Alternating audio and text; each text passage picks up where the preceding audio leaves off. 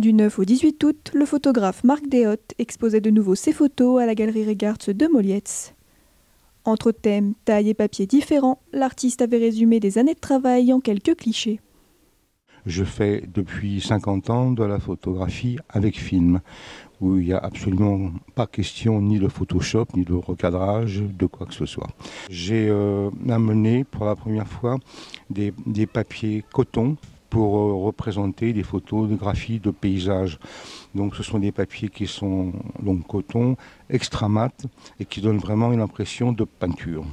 Et puis ensuite, j'amène toujours un format intermédiaire qui sont les photographies 40-60 fixées sur PVC. Donc ces photos ont été amenées, je veux dire, sur une thématique qui s'appelle Est-ce ainsi que les hommes vivent, parce que j'ai fait beaucoup de photographies en Afrique, en Amérique du Sud, dans les Caraïbes, etc.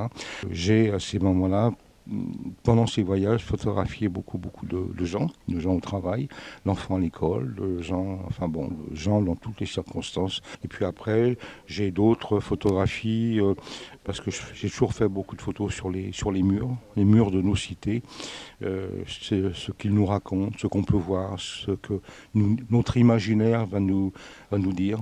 Ensuite, j'ai, pendant les confinements, réuni les photos noir et blanc que j'avais fait depuis un demi-siècle. Ces photos noir et blanc retracent un peu tout mon parcours photographique depuis toutes ces dizaines d'années. Le thème général s'appelle « De l'humain à l'urbain ».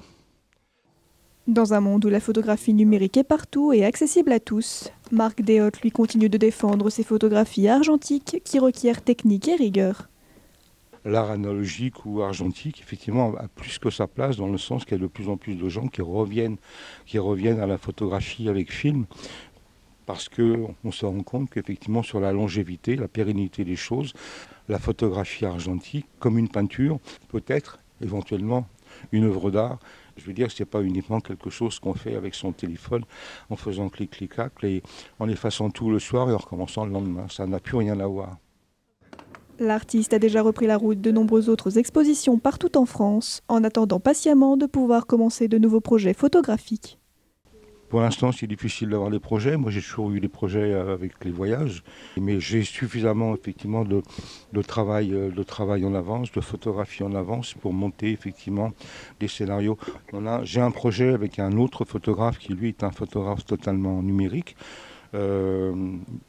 également talentueux. Ça va s'appeler Échappée belle. Échappée belle, je veux dire, ça va être justement les photographies uniquement qui donnent place à un imaginaire débridé. Ça sera des photos de routes, de grands espaces, de grands horizons. Voilà, ça s'appellera Échappée belle, mais ça, c'est pas pour avant l'année prochaine, 2022.